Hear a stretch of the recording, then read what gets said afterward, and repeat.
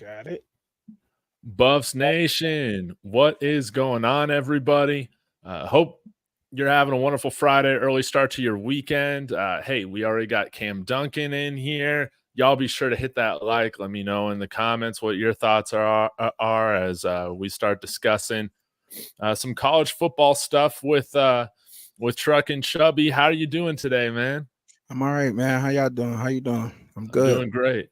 I'm doing great. Man, and I love this topic that you brought up. Real quick, chances of Julian Lewis flipping from USC. Hey, man, anything's possible this early out. He's got a full year before he's got to sign. So, do y'all got the space? Say what? Do y'all got the spot to open up for him to flip? Yeah, I think so, because he's a quarterback. So, yeah, we'd have plenty of spots, I think, and we got a lot of graduating seniors. But right now I haven't done honestly any research into him, but it's good to see that at least I think that he's planning to visit here. I've seen some conflicting information about that, but we'll just have to see. But today's topic of conversation is going through the best returning quarterbacks in college football. And yeah, I guess we can go ahead and open this up, Chubby. I don't know how you want to handle this. You want to go from like your top 5 down, or you want to start from number 1 and work your way down? They kind of already threw some names out there, but me personally, like I got there's a ton of good quarterbacks in college football. You know what I mean? Like, so those are like there's some obvious names that's out there, but first I want to kind of throw a curveball in there, like Preston Stone in the ACC at SMU. Okay, so let me get my notes for y'all. Let me get my notes. You know what I'm saying? So Preston Stone, just a little bit about him, y'all. He played at SMU, 6'1", 219. You know, he completed 206 of his 344 passes, 60%. Okay. He threw for 3,197 yards, 28 touchdowns, 6 interceptions, had a passer rating of 161 and a 72 QBR. Now, PFF also graded him a 91.3. They gave him a 91 in the pass, and they gave him a 64.3. This is Preston Stone. Nice guy. Beast mode. I mean, and he's going to the ACC. He came over from the American Athletic Conference, but he's super nice. You know what I mean? I like the way he played, and he's not in the let's say the air quotes top 10 per se. You know what I mean? Because I believe he came from the American Athletic Conference, moving into the ACC, so he's not a big name. But those ratings are off the charts, Dave. I mean, would you agree? Yes, no doubt. I love this, man, because very few people I see on here are given any sort of attention to SMU, and they had a really good year this past year. I believe they finished out ranked, and again, taking that jump up to the ACC. But SMU, I mean, they have been putting their money where their mouth is and building this program. And I think Preston Stone is definitely a very good quarterback, and I didn't even think of his name. We also got a guy like I think that was mentioned in this article as well, Grayson McCall. He's coming up from Coastal Carolina to play at NC State, and so you are going to have a couple guys in the ACC that are making that jump to that next level. Right. But man, Preston Stone, that's a real dark horse one. Yeah, I really like that. And I'm curious, man. Who do you have any more kind of dark horse quarterbacks to keep an eye on? Yeah, I actually do, man. I got a few good dark horse quarterbacks to keep an eye on. I've been doing a lot of research on this lately, man. And I'm looking at. Let me get another name, okay? Yeah. Drew Aller from Penn State. I really like this kid, right? He was a sophomore last season. He's going into his junior season, 6'5", 243 pounds. He completed 60% of his passes. He passed for 2,631 yards, got a QBR 74, passer rating 137. PFF graded him at an offensive grade 86.3. His passing grade was at 80. His run grade was at 80.9. And he's going into his junior season. He was a sophomore last year up at Penn State. And, they have like a more pro style offense, run first type of offense, if you will, up there. And look, man, the kid can ball. He really can ball. He has 2 more years of eligibility, 2 more years to get better. And that is definitely a dark horse for me. He's out of the Big Ten, of course. But I would definitely say that he's one of the dark horses for me, Dave. Man, I love this too because Drew Aller, he doesn't exactly, I guess, like blow away the stat sheet, but I think that he's a guy that could definitely do very well at the NFL level. One, because the offense that they're running there at Penn State, and then compared to a lot of the other quarterbacks that we'll talk about, I mean, has fantastic size. I'm a size guy. 6'5", 243 pounds. Yes. Really? And go ahead. No, I'm rolling with you, Dave. I'm just saying, and PFF graded him at 80.9 with running, so he can scoot. Yes. Yes. Yeah.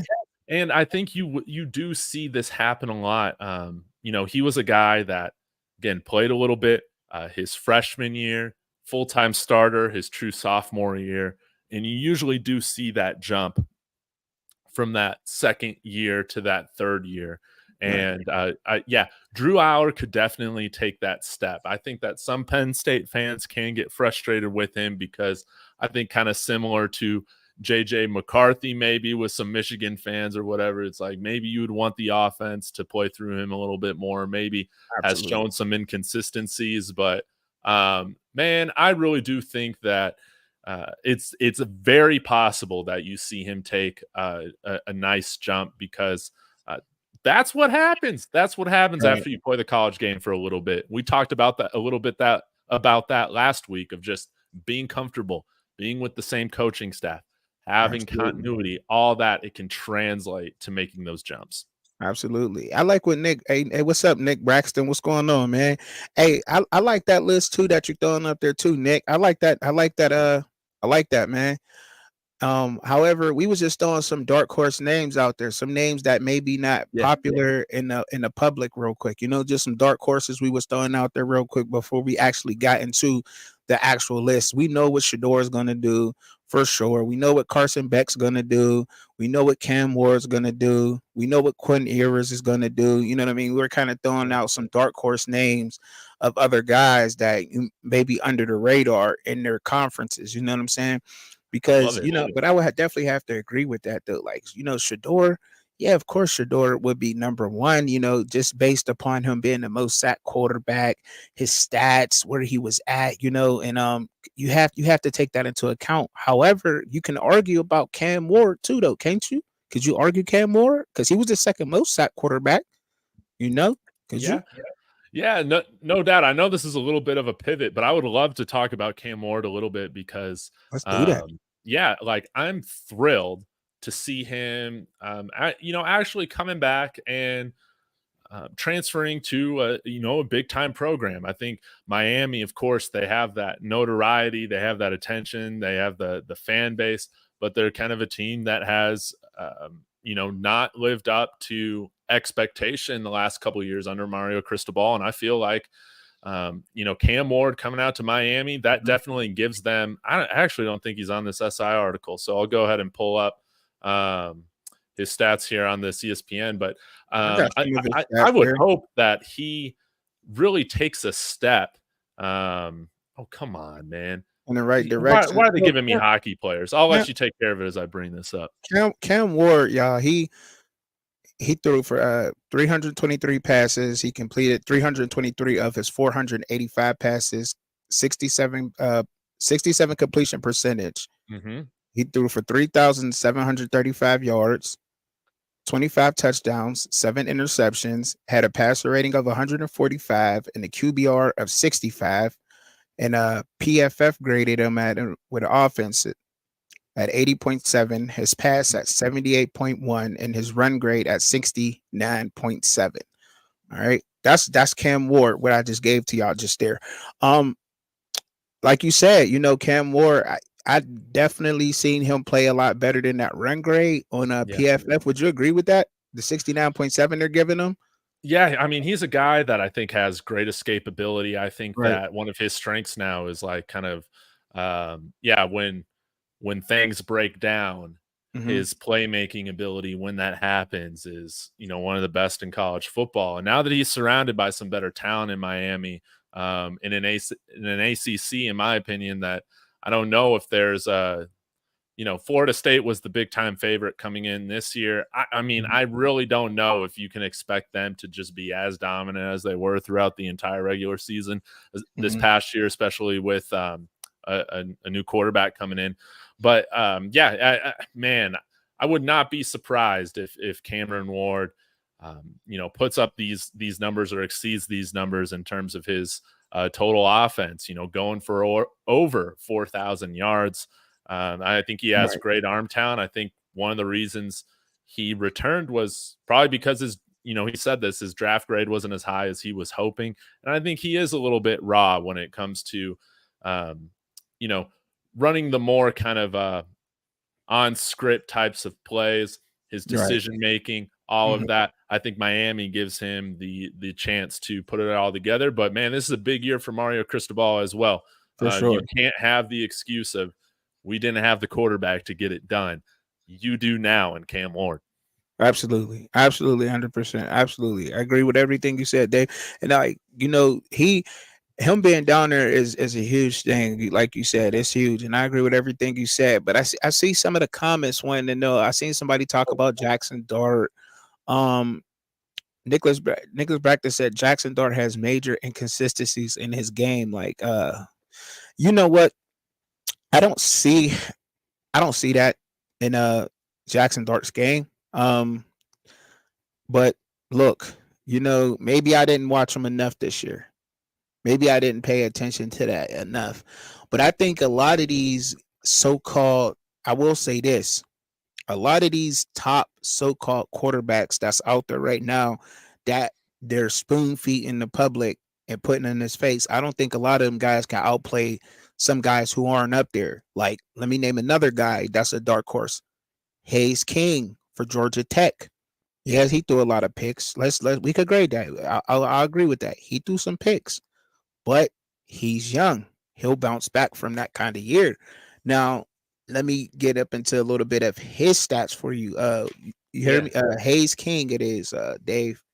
Hayes King thank from you. Georgia Tech. Let me see. I gotta get my okay. So Hayes King, right? He completed 226 of his 367 passes, 62 completion percentage. He only threw for 2,842 yards. Like I said, he threw a lot of picks, right? 27 touchdowns, Uh-huh. 16 interceptions, had a passer rating of 142, a quarterback rating of a 73. That's a good quarterback rating, first off.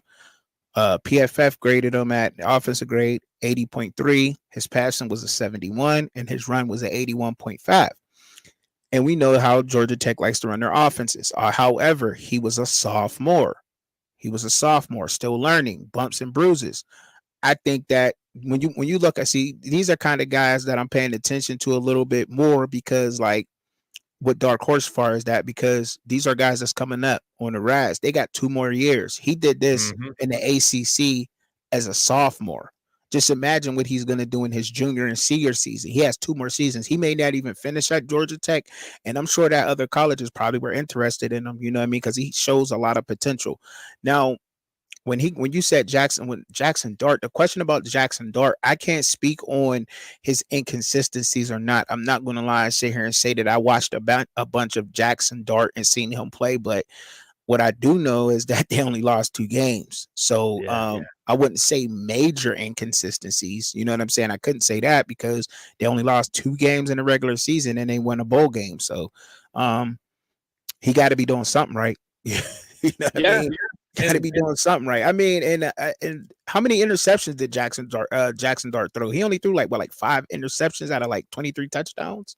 yeah, Right? I would say that's Yeah, right. a pretty good ratio, man. Right. And I would imagine that Jackson Dart, I mean, I didn't watch a ton of Ole Miss this year, but Yeah, me from neither. again, what I've seen of Jackson Dart is mainly highlights. Right. The arm talent is there, and I think Ole Miss is bringing in their strongest team that, I mean, they've had in a very, very long time, Mhm.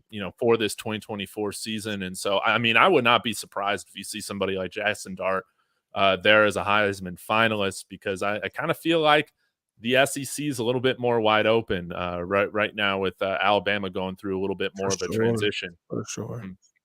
For sure, No Dave. Yeah, Ole Miss, you would have to put Ole Miss first in the West. Then you probably throw like Mizzou right behind them in the West right now, because Alabama, they, you know what, their whole 11, 12 win seasons, it's not going to be happening now. It's like that's why nobody wanted that job over there, man. You know what I'm saying? Like nobody really wanted that job, man. Nobody really wanted that job in Alabama, but yeah, but you got to put Ole Miss and Mizzou right before them over there in the West. The East, Georgia's running the East right now, and the second team in the East, I couldn't say, but he said I forgot about Dylan Gabriel, but I don't believe he jumps off the tape like the Fab when I mentioned. Oh, let's talk about Dylan Gabriel, because I think we might have some difference of opinions on him, which Really? could be fun to talk about. Well, Yeah, um, you like tall quarterbacks, right? So okay. I I do, and more so for the, like, it's a bigger of a deal in the pro game Mhm. than in college. So Right. if you're around that 6 feet, obviously Dylan Gabriel's smaller than that. Yeah. No, no, no, no, no. Do I ever want my Denver Broncos to bring in another quarterback that's 5'11"? We've been through that experiment over the last couple of years, but I and this kind of has to go with fit with the Oregon Ducks. I think that Dan Lanning, one thing that's not talked about enough, I think, is the job that Dan Lanning and that Oregon staff has done with Bo Nix, and they've actually made him, a draft eligible quarterback, which Right. I don't think anybody saw that coming when he decided to transfer out of Auburn. And I Right. think, Dylan Gabriel, he wasn't, the Sooners, I mean, they have some of the highest expectations when it comes to quarterback play, the fans, that is, because you got Kyler Murray, Baker Mayfield, Jalen Hurts, a lot of great quarterbacks that, Mhm. Caleb Williams, who was there for a little bit, Spencer Rattler, like really, really good quarterbacks with a lot of really good arm talent. And, Dylan Gabriel wasn't necessarily that kind of guy to that same level at OU, but I still thought he played very well against, again, 3,600 passing yards this past year. He took care of the ball pretty well, 30 touchdowns to only 6 interceptions. And I think that Fire. Oregon is going to put him in a system that's going to be tailored towards his strengths. And again, this might be an unpopular opinion, but I would not be surprised if you see Dylan Gabriel make a nice little Heisman case for himself. One, because he's older than much of these guys. I mean, look how much college experience he has. Right. And Right. I think Dan Lanning, even though, again, I always have to preface it with him, I hate his face. He's a really good football coach. Yeah, and there you go again. Look, he got another old quarterback, right? You know what I mean?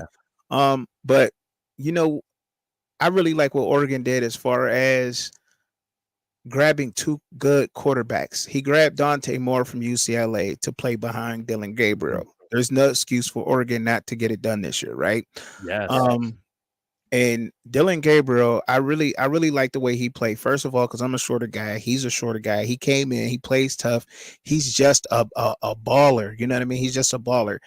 And him being ranked at a 90.4 and from PFF, that's good, Dave. Like he's probably the highest ranked quarterback right now statistically coming back into college football.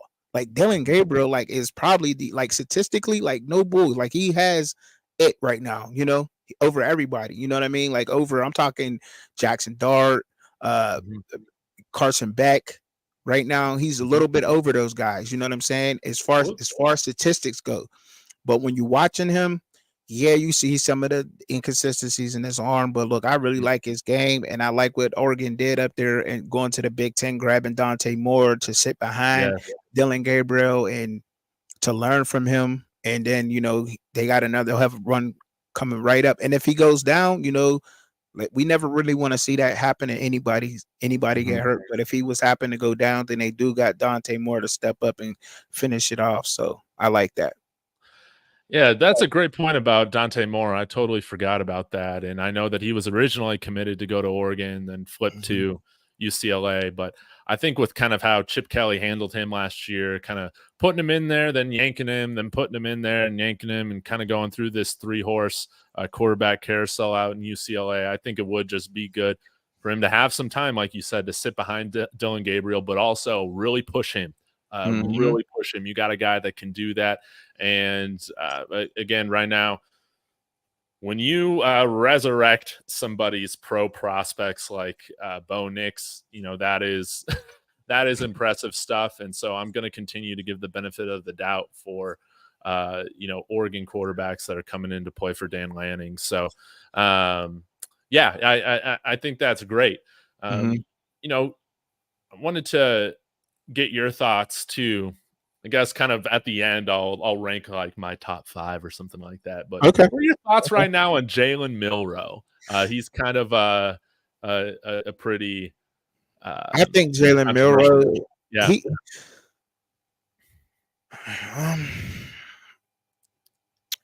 At first, I wanted him to come back. I wanted Jalen Milroe to come back. He can go in, but I believe if he comes back and plays this year, you know what I mean? He's supposed to, right? He's supposed to. He didn't go because I'm hearing 2 things. Is he playing or is he not playing, Dave? And then I'll give you my thoughts. Is he playing or is he not playing?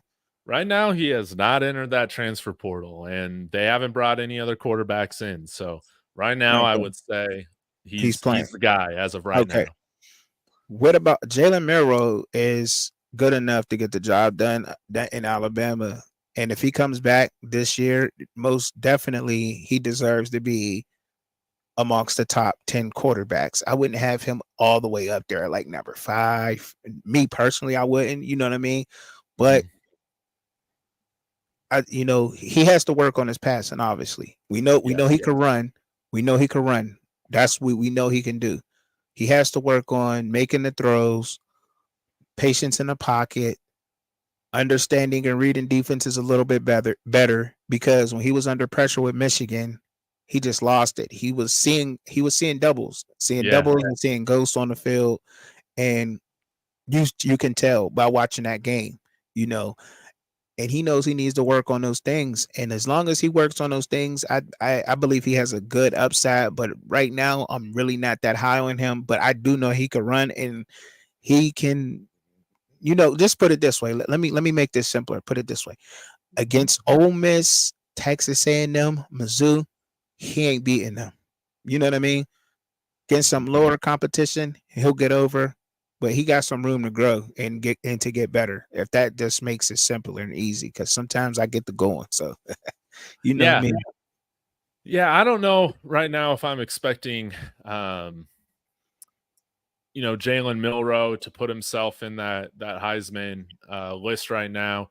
Again, there's always change that happens when you're bringing in a new coach to replace a great such as Nick Saban. But I would say, just to provide a different perspective, is that Kalen DeBoer he's another guy that kind of resurrected a quarterback's career in Michael Penix. I mean, that might have been, you could chalk that up to more of the consistent injuries that he had that always ended his seasons over at Indiana, but he wasn't a guy on anybody's radar, especially at the NFL level. And you've seen that, he was able to take a guy from Indiana and then take him to that next level. Does he exactly have the mechanics that in that base that Michael Penix does, coming in to work with Kalen DeBoer? Probably not.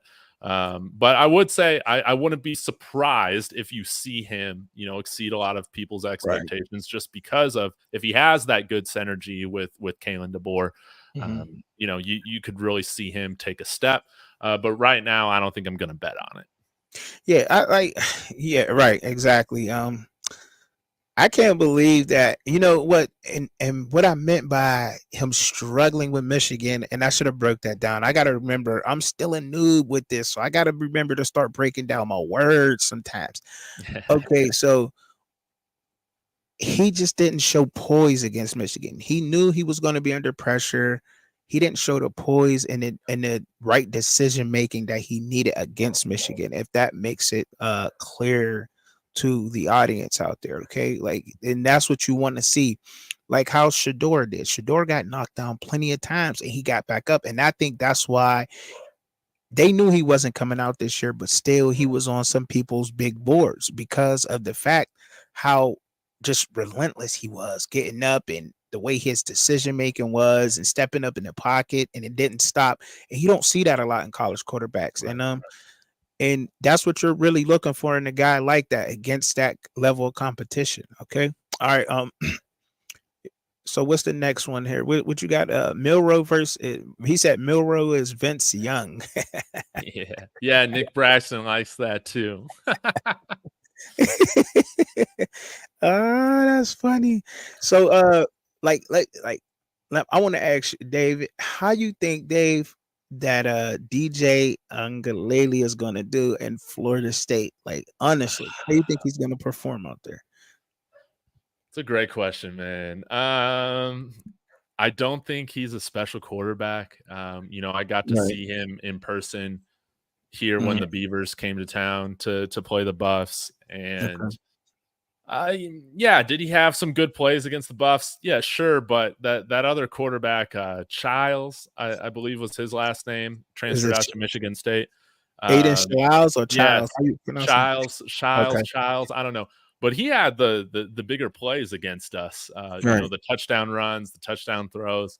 I just kind of think he's just another maybe slightly above average college quarterback. I mean, if he's in there to just manage the game, I think he can do fine. But I don't think that he's the type of quarterback that's really you're going to win because of him. If that makes sense. I do think, for instance, if you're comparing Miami against Florida State, I would still say Florida State overall has a stronger team. So maybe they're not necessarily asking DJU to do the same things that Miami is going to be relying on him, to do.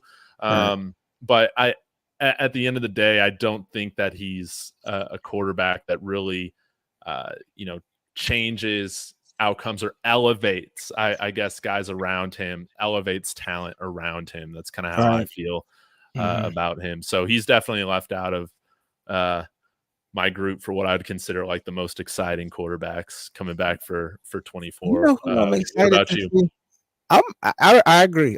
He just got to come in and manage the offense for them. What's up, Bodie? That's my guy. That's my guy. What up, Bodie? All right. So I think he just got to come in and manage the game, man. Like you said, Dave, like you hit it right. You hit the nail right on the head. Like that's all he has to do is come in, manage the game for them. He's not somebody who's jumping off the paper, but you know who I think is jumping off the paper and people got him underranked and they sleeping on him? My boy Brady cooking up in the kitchen that gumbo down there at Missouri. I'm gonna pull him up, man. That's another great one that I wasn't even thinking about. My boy Brady cooked down there, cooking up that gumbo down there in Mizzou, in that black and yellow. You hear me?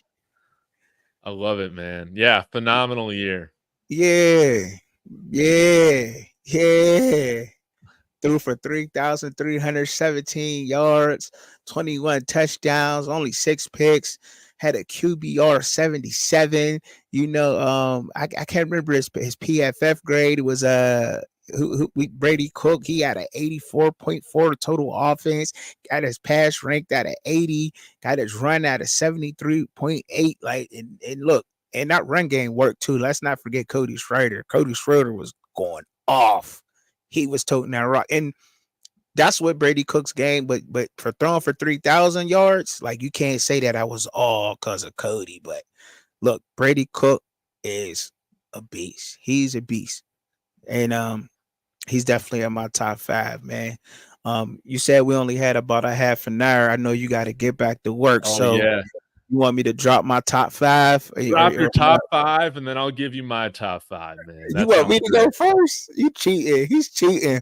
He cheating. He want me to drop mine first. He say, no, I'll drop my top 5. I got you, Dave. I'm gonna drop it. All right. Look, all right. So Brady, no particular order. Order, y'all. Cam Ward, Brady Cook, Carson Beck, Dillon Gabriel, and Garrett Green with West Virginia. Damn. Oh man, we got a whole nother rabbit hole to go down. But man, I'll give you my top 5 for the quarterbacks that I'm most excited for. I think are going to be the best. Some of these guys we haven't touched on, of course. I mean, this channel is David Talks Buffs. Come on, I'm obviously going with Shedeur Sanders now that he has somewhat of an offensive line and added more and more weapons this year. I think he's going to be stellar. Number 2, I'm going to go with Jackson Dart, man. I really do like Jackson Dart. I think I got high expectations for Ole Miss this year. I think that's great. Number 3, give me Carson Beck. Georgia's going to be the only other big-time threat, in my opinion. Maybe Mizzou gets in there as well. I like that. But I thought Carson Beck took a great step this past year, and I think he's got great things in store for his senior year, even with losing some weapons such as Brock Bowers. Georgia's going to be loaded up. Number 4, give me Quinn Ewers. Granted, Quinn Ewers is losing a lot of his weapons at Texas this year, but they are replacing them with a bunch of studs. And then lastly, the quarterback that I talked a little bit about that might surprise some people. I think Dillon Gabriel is going to light it up for the Oregon Ducks. We'll see if I'm right or wrong on that, but that's my top 5. Okay. All right. I like that top 5. Let me make the record for the record. I didn't pick Shedeur because I can't put him in a group of 5 people. He's just like, he's different, man. Shedeur's different, bro. Like, for real, like he's the only quarterback. He was the most sacked quarterback, got hit, got up, broke ribs, bruised, broken back. I don't even like still stepping up in the pocket, taking more hits. Like, dog. It's crazy. He said my top 5 is Cam Ward, Shedeur Sanders, Carson Beck, Ewers, and Brady Cook. Yeah.